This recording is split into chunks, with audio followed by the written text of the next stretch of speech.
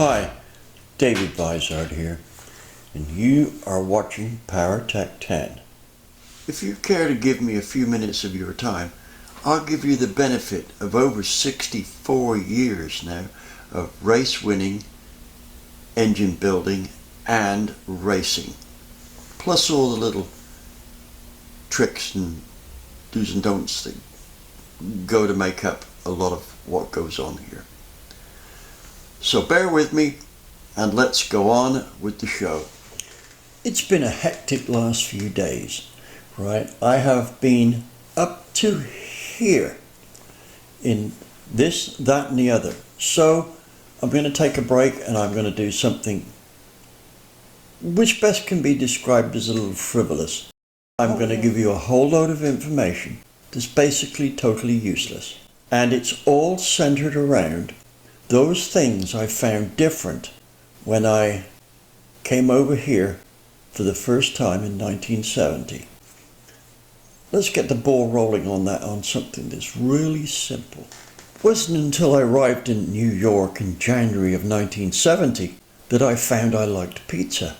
Did you know American Italians do a much better job at pizza than Italians? But that's by the by. I like eating. And one of the things that I liked was pastries, especially when they went with fried sausages and things like this.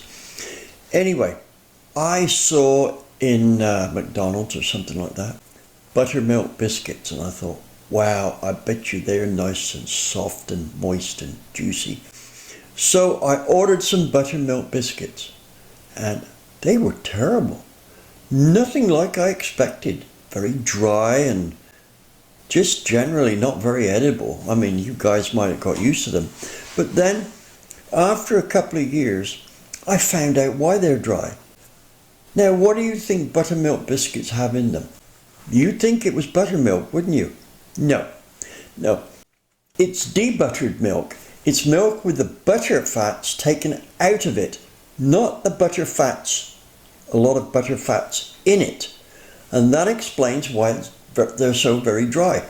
Make them with high cream content milk and they taste much better.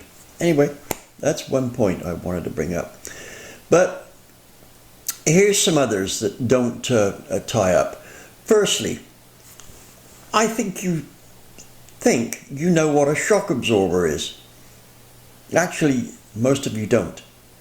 That thing which telescopes in and out and has oil in it and things like this that you can adjust, that's not a shock absorber.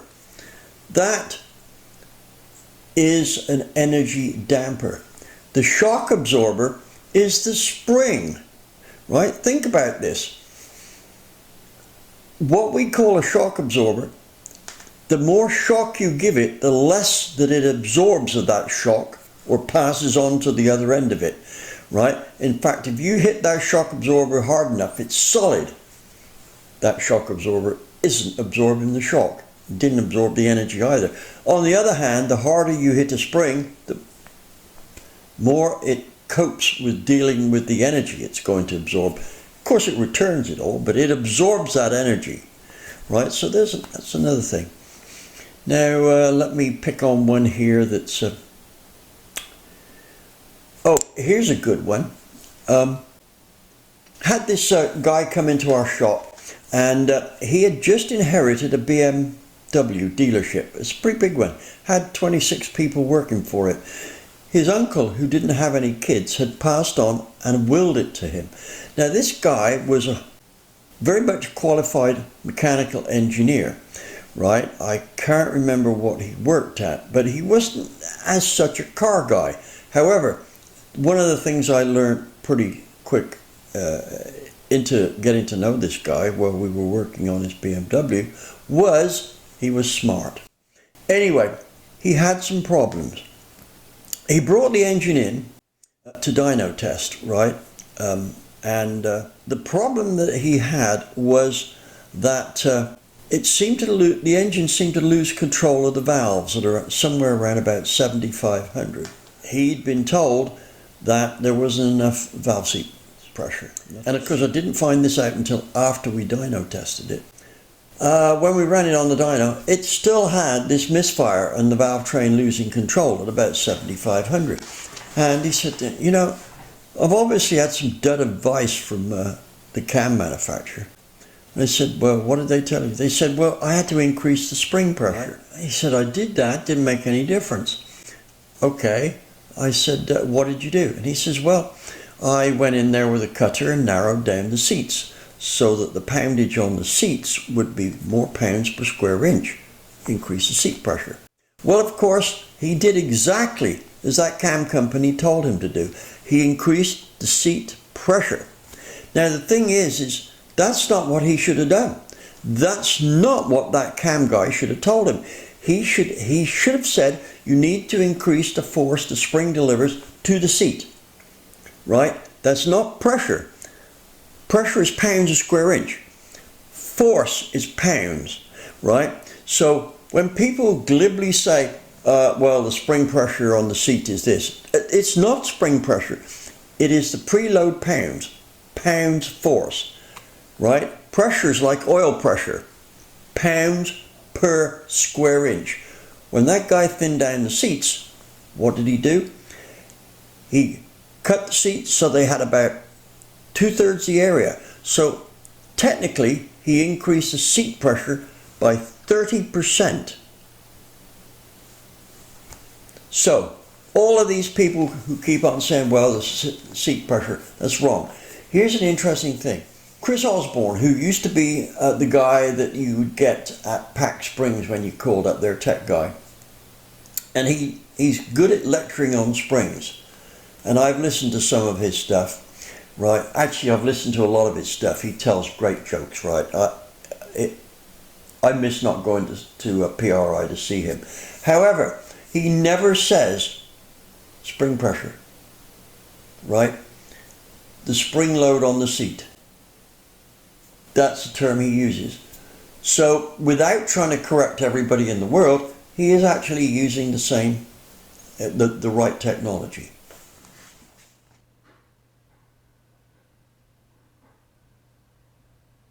Now, I've often heard people say when they've made a really good pass down the drag strip and they've gone faster than ever before. Yes, we picked up 0.2 and 1.5 miles an hour. And I'm thinking, I don't want to pick up any time on the quarter mile. I want to lose it. Now, if I was to tell somebody I'd gone faster, I'd say, well, I dropped 0.2 and picked up whatever mile an hour it was.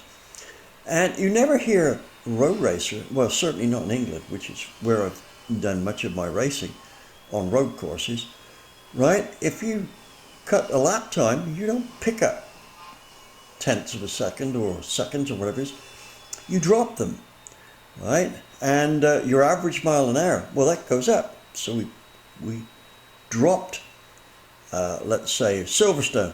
We dropped a second and picked up 3 miles an hour average speed, right? So when you go down the drag strip, if you pick up ET, you've just gone slower, right? You need to drop it.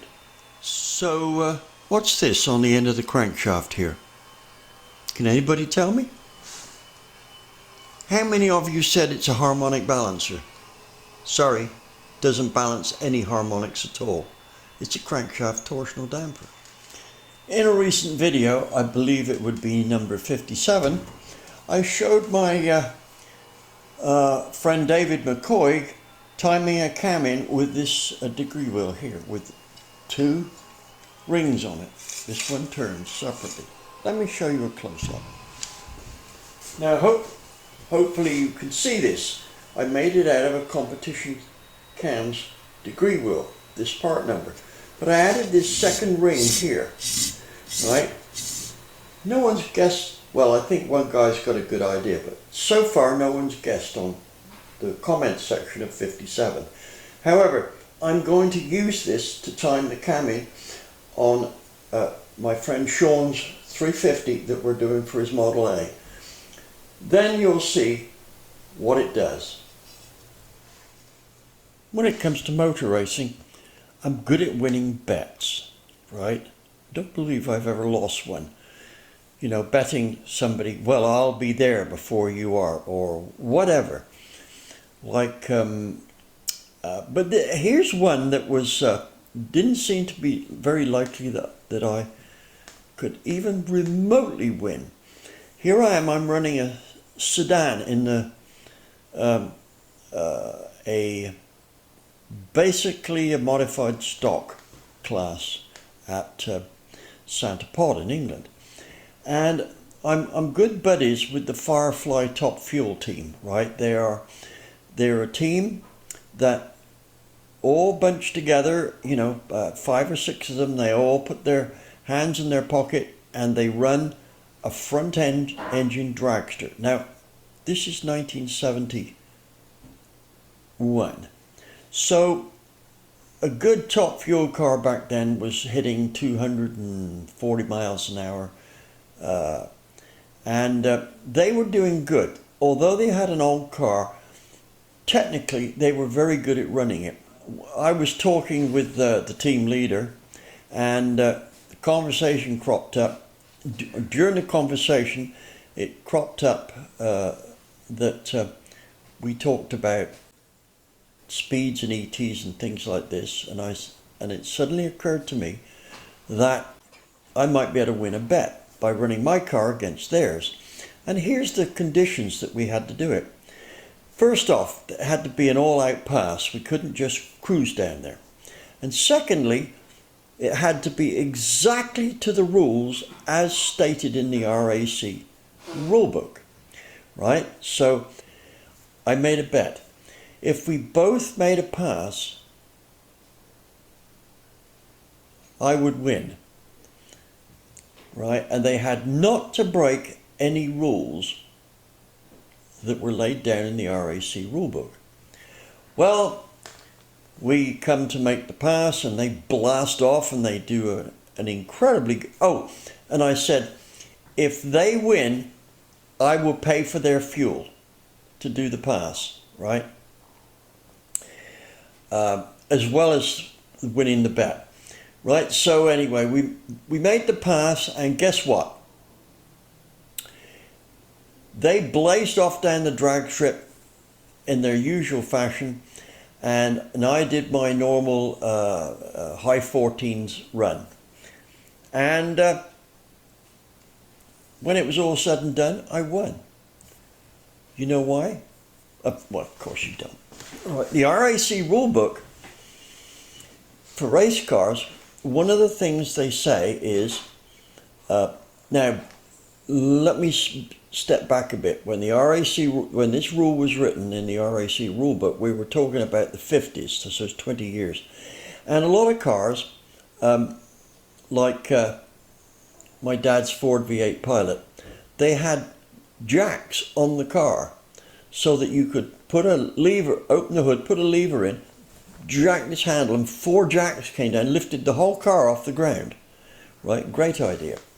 Well, anyway, in the rule book, it said that the car must not be fitted with, or the vehicle must not be fitted with any device capable of lifting the road wheels off the ground. And I pointed out to these top fuel guys that when they left the start line, they pulled the front wheels off the ground. So their car was illegal, and the engine did that. So if they want to run against me, they got to take the engine out. Yeah, bit underhanded, wasn't it? But anyway, they saw the point.